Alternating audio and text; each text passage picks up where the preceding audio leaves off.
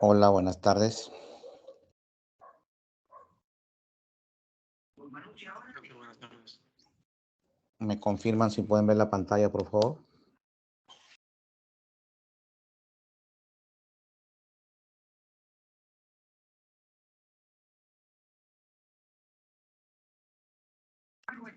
No se ve ninguna pantalla. Hola, ¿pueden ver la pantalla? No, doctor, no se observa.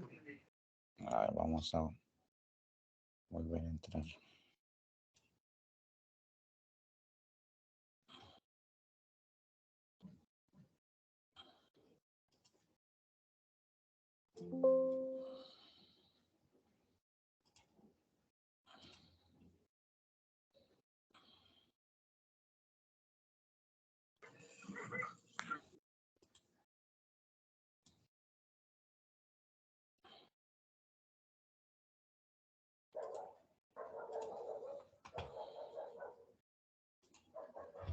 ¿Ahora pueden visualizar?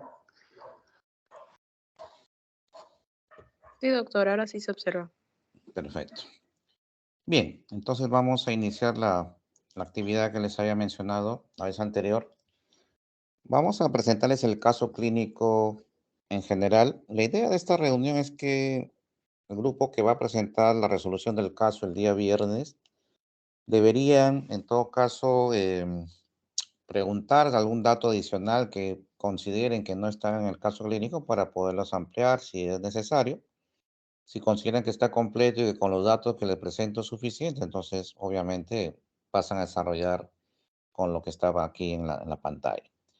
La idea es que necesitamos que el grupo pues haga una revisión del diagnóstico que estén planteando, un diagnóstico etiológico, pero obviamente en el trabajo del día viernes tienen que presentar el tema del diagnóstico sindrómico. No sé si ustedes en semiología lo aprendieron con ese enfoque.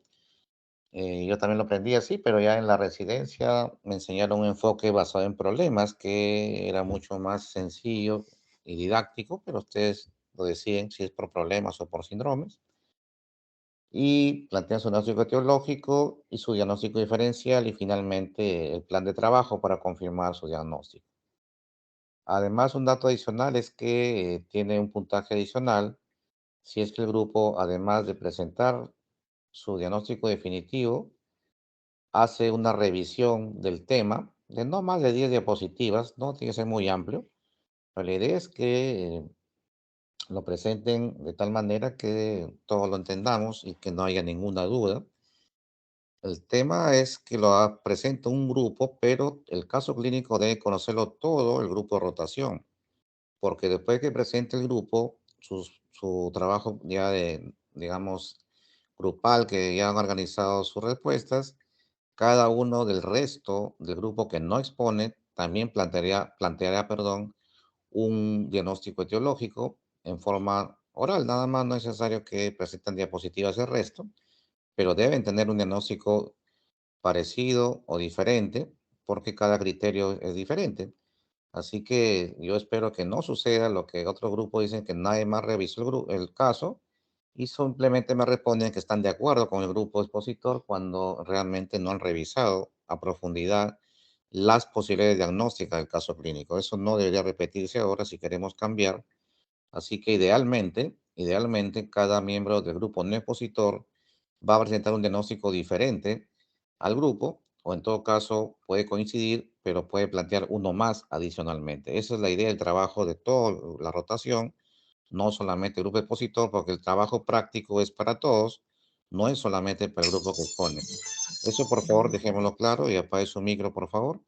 Entonces, es importante que queden claros estos datos para poder no tener problemas el día viernes, pues, y todo quede, digamos, en la forma más provechosa posible para poder sacarle el jugo al caso clínico y ver todas las posibilidades diagnósticas que van a tener que revisar el grupo, tanto el grupo expositor como el que no expone también. Dicho esto, entonces vamos a iniciar la presentación. Como repito, pueden interrumpir durante la misma si es que consideran que falta algún dato que necesiten ampliar. Inmediatamente les vamos a aclarar ese punto. Y este es un caso, se trata de un caso de un paciente varón de 54 años. Él no fuma, pero es un bebedor social, toma en reuniones. Tuvo un diagnóstico de presión mayor el 2003, estuvo tratado por salud mental con antidepresivos, el cual refiere que recibió en el Hospital Revaliati aproximadamente 6 meses de tratamiento. Además, se automedica en forma habitual con omeprazol y algunas vitaminas. Son datos generales de la historia clínica de este paciente. El tema acá es que viene el paciente con, perdón un ratito. Hello. Bueno, están llamando. Ya, disculpe. Entonces, es un paciente que llega a emergencia el 10 de abril de 2013 con un tipo de enfermedad de aproximadamente 1 mes y medio, ¿de acuerdo?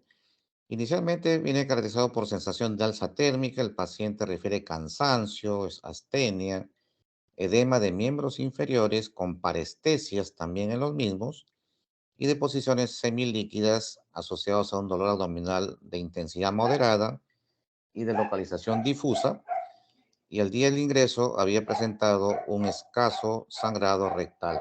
Es importante ese dato que mencionan al momento del ingreso.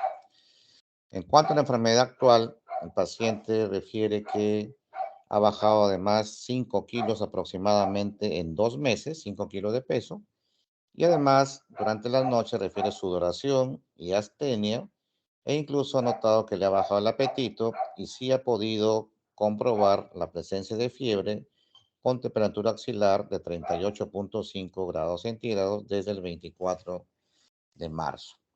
Entonces es importante ese dato. Aquí hay un error en el año. Esto es del 24 de marzo de 2013. Estamos hablando del mes anterior, no es del año anterior. Sí, aquí hay un error de 2013. 24 de marzo de 2013. Eh, Cuando ingresa pues a la emergencia, se le encuentra en la exploración física una presión arterial de 120/80 con frecuencia cardíaca en 100 por minuto, temperatura 37,6 y frecuencia respiratoria 22 por minuto.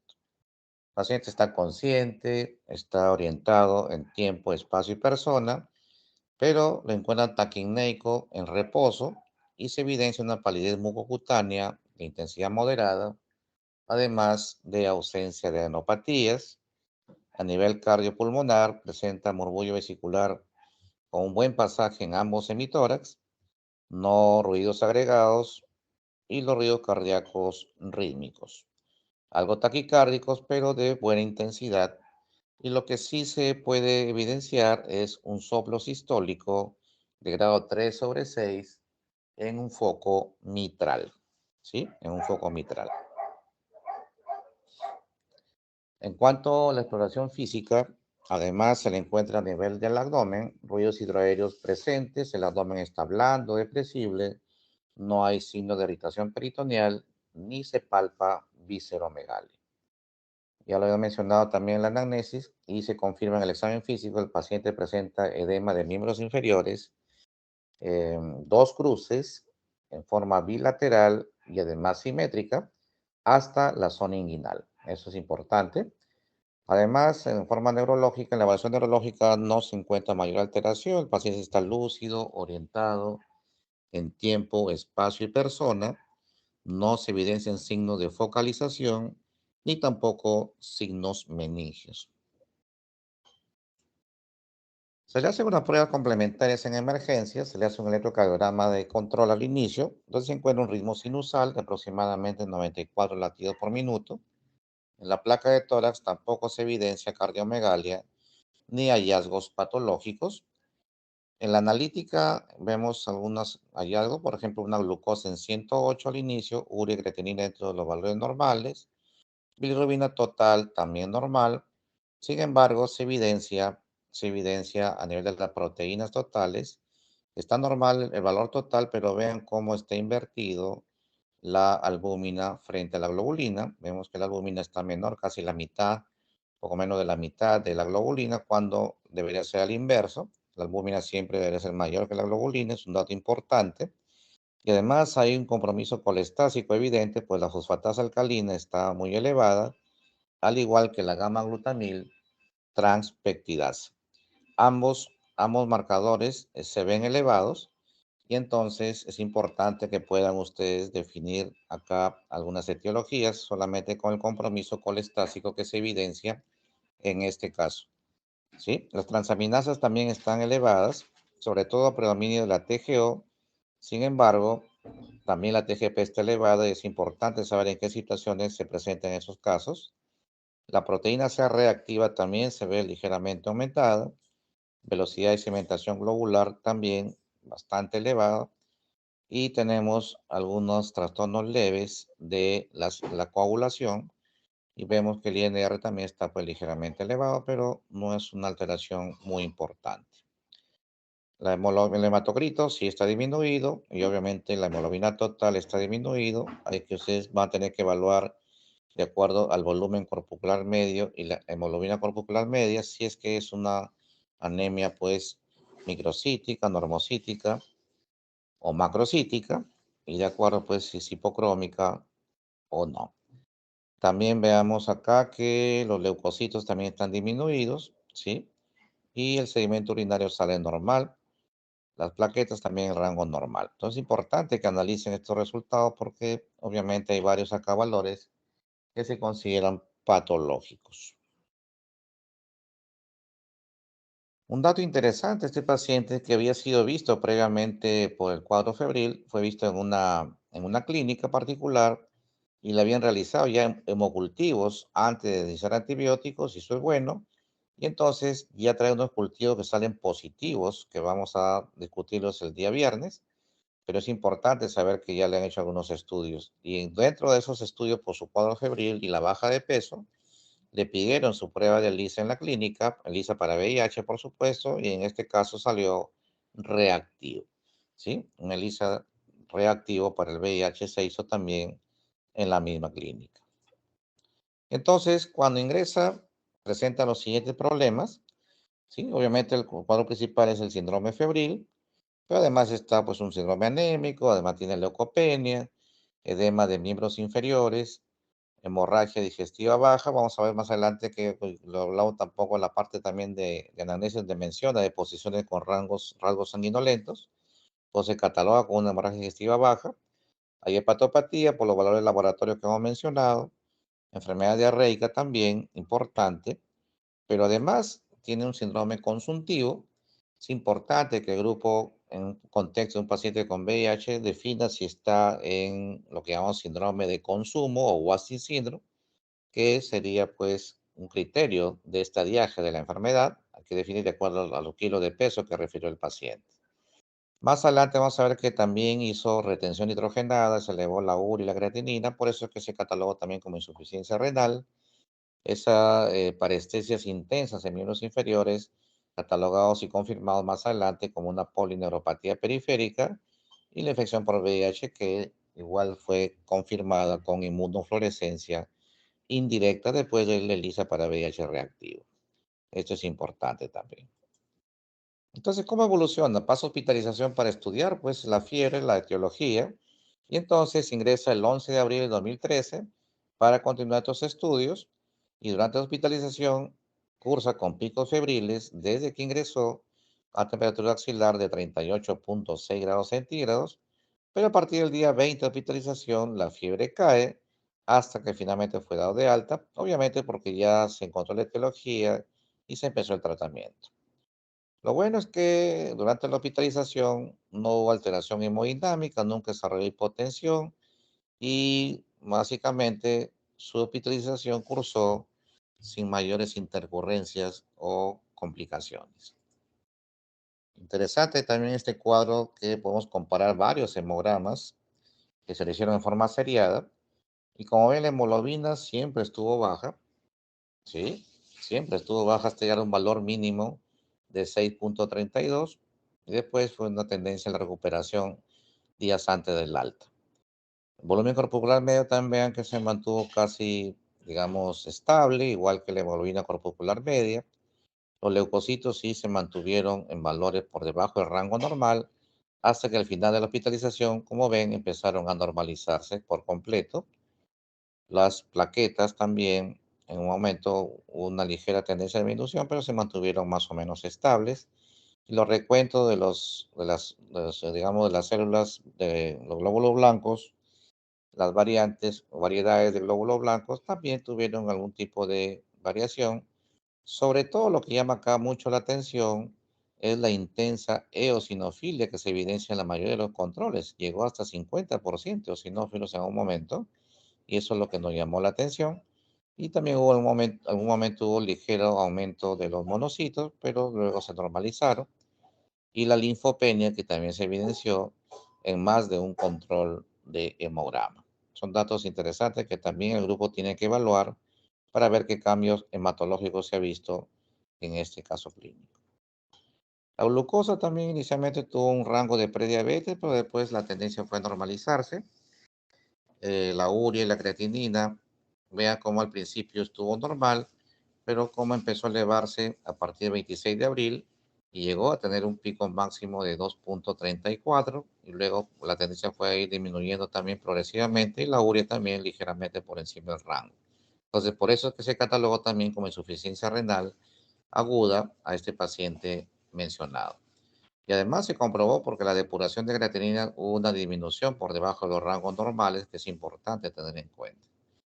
Y se evidenció proteinuria en 24 horas con una elevación importante, pero no llegó a rango nefrótico, pero sí, pues esto se denomina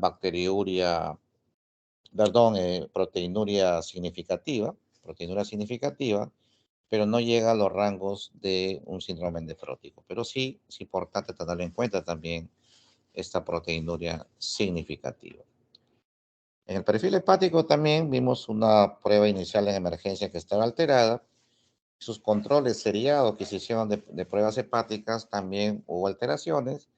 La bilirrubina sí se mantuvieron normales, las proteínas en el valor total también estuvo en rango normal, pero ya lo mencionado, como la albúmina está por debajo de los rangos de globulina, y esto no es normal, normalmente debe ser a la inversa, la albúmina siempre es mayor que la globulina, pero ya a partir del 11 de junio como que la tendencia era a ir a valores normales. La transaminasa dijimos que estaban elevadas al principio, sobre todo la TGO, pero ya a partir del 6 de mayo prácticamente se normalizaron con una ligera elevación el 19 de mayo, pero que no es de mucha importancia. Lo que sí llama la atención es la fosfatasa alcalina y la gamma glutamil transpeptidasa, como desde el principio estuvieron elevados, aunque al final de la hospitalización la tendencia era a ir mejorando progresivamente. Deshidrogenasa láctica está también ligeramente elevado, pero también la tendencia era a disminuir o normalizarse en los siguientes días de la hospitalización. Interesante porque ya estando hospitalizado le hicieron un recuento linfocito CD4, el cual salió en 93 células por milímetro cúbico, un recuento muy por debajo de lo normal. Y obviamente al estar con menos de 200, hablamos de un paciente que está en categoría o estadio SIDA. Se le hizo pruebas de TORCH, tanto de IgM como de IgG, y lo único que salió positivo fue IgG para citomegalovirus. El resto fueron todos negativos. Perfil lipídico también se le encontró dentro de los parámetros normales y el perfil de coagulación igual dentro de límites normales. Así que eso también un poco aleja la posición de patopatía crónica porque el perfil de coagulación estaba dentro de lo normal. Entonces, eso es lo que se fue hallando. Pero además hay otros hallazgos interesantes que orientan el diagnóstico y eso es lo que les mencioné al principio, que el paciente trajo unos cultivos positivos, fueron 12 hemocultivos positivos para un germen y esa, lo único que se les puede adelantar es que ese germen es sensible tanto a la ampicilina como a la gentamicina. ¿De acuerdo? Eso se va a discutir el día viernes, pero el germen aislado sensible a ampicilina más gentamicina. Se le hizo una electromiografía por esas parestesias que refería en los miembros inferiores y se confirmó que tenía una polineropatía sensitiva motora de tipo axonal a predominio en miembros inferiores, aunque también lo tenían en miembros superiores, pero era predominio inferior y esto fue catalogado de grado severo.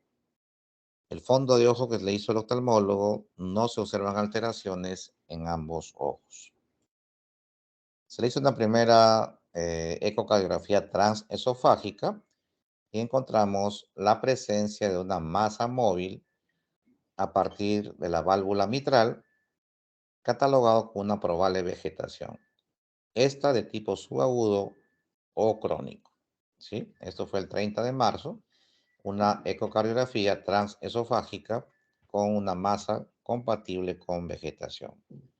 El 30 de marzo y el 26 de abril se le hace otra ecocardiografía, pero solo transtorácica, donde se evalúa la función sistólica con ventrículo izquierdo normal, ¿sí? Conservado, y se sigue evidenciando una estructura filamentosa móvil adherido a la válvula mitral, aunque no concluyente de vegetación en este tipo de ecocardiografía, pero persistía pues una imagen anormal ahí en este estudio. Por lo que el 22 de mayo se volvió a hacer otra ecocardiografía, nuevamente transesofágica, y entonces se puede evidenciar que la estructura filamentosa móvil en el ventrículo izquierdo ha persistido igual que la que se hizo 2 meses antes, y entonces si hay una lesión ahí que no se ha alterado, digamos, su tamaño ni su ubicación. Entonces nos hacemos la pregunta si son los que van a responder los grupos, los diagnósticos probables, pero obviamente elegimos, van a plantear diagnóstico sindrómico o diagnóstico por problemas, va a presentar su diagnóstico definitivo o etiológico, sus diagnósticos diferenciales y finalmente su plan de trabajo. Ese es el trabajo que tiene que hacer el grupo respectivo, pero ya le dije que los demás no van a estar mirando, todos van a traer un diagnóstico diferente y van a defender su diagnóstico, porque la idea es que yo cuando les pregunte, les voy a refutar con algún sustento y ustedes tienen que defender su diagnóstico de acuerdo a lo que han revisado en la bibliografía. Ese es el trabajo en sí. Así que no sé si el grupo expositor tiene alguna duda con respecto al trabajo para poder aclararle en este momento.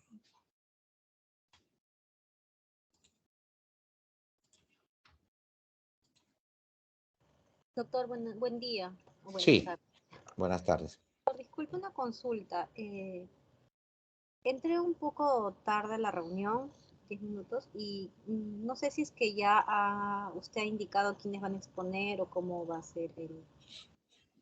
Bueno, yo le dije en la reunión anterior que debían ustedes organizarse en 3 o 4 grupos. Usted era Ya. algo, ¿sí? ¿Se acuerda? Sí, está bien. Pensé que había dado otra indicación al inicio. No, no, ya ustedes se han puesto de acuerdo e incluso ya hicieron su sorteo para ver qué grupo inicia. Como le dije, va a ser rotativo.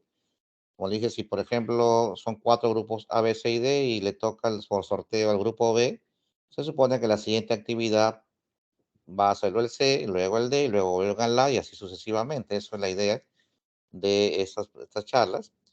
Eventualmente puede hacerse algunos cambios porque a veces por el número de actividades resulta que algunos se ponen más que otros, entonces se pueden hacer 2 grupos de 6 y se puede completar las actividades que hagan todos, ¿no? Eso se puede manejar, pero el tema es que este viernes inicia el primer grupo en forma aleatoria y ya sabe el grupo qué es lo que tiene que presentar. Como repito, si hacen una revisión del tema del diagnóstico presuntivo que plantea el grupo, si hacen una revisión de no más de 10 diapositivas, eso tiene mayor puntaje para el tema de la nota práctica. Bien, el grupo expositor, ¿alguna pregunta, por favor, con respecto al caso?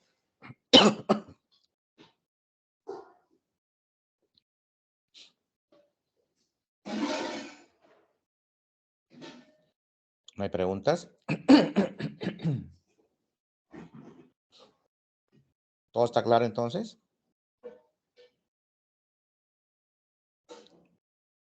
¿O aún no se han puesto de acuerdo en la división de los grupos? Sí, doctor, la verdad es que todavía no había hecho la división de los grupos. Ajá.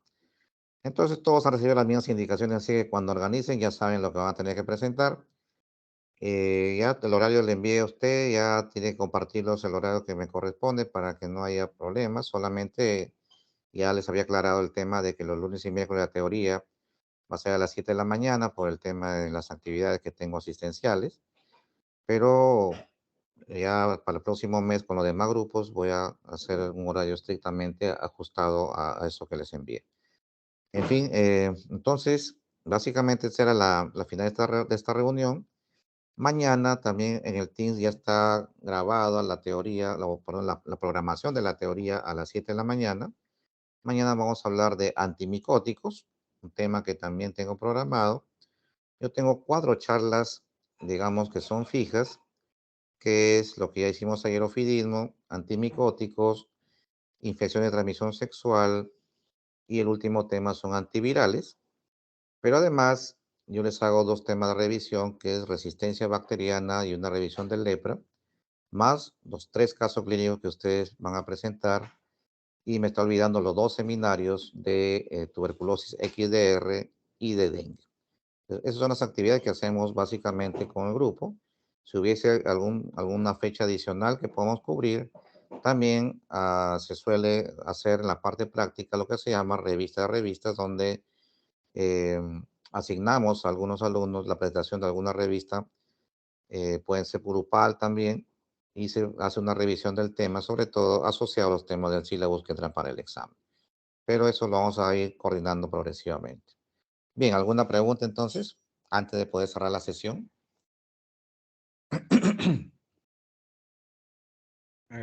Doctor, somos 11 alumnos, digo. Serían 3 grupos de 3 y uno de 2. Ya es una opción, o pueden ser 2 grupos de 4 y uno de 3, eso ya la deciden ustedes, pero el tema es que tiene que haber un grupo para este viernes y que haga la presentación. ¿De acuerdo? Sí, doctor, está bien, no hay problema. Perfecto. Pues mañana nos vemos a las 7 de la mañana para la clase teórica que ya tengo programado con ustedes. Eso sería todo por el día de hoy y buenas tardes con todos ustedes. Buenas tardes, doctor, gracias.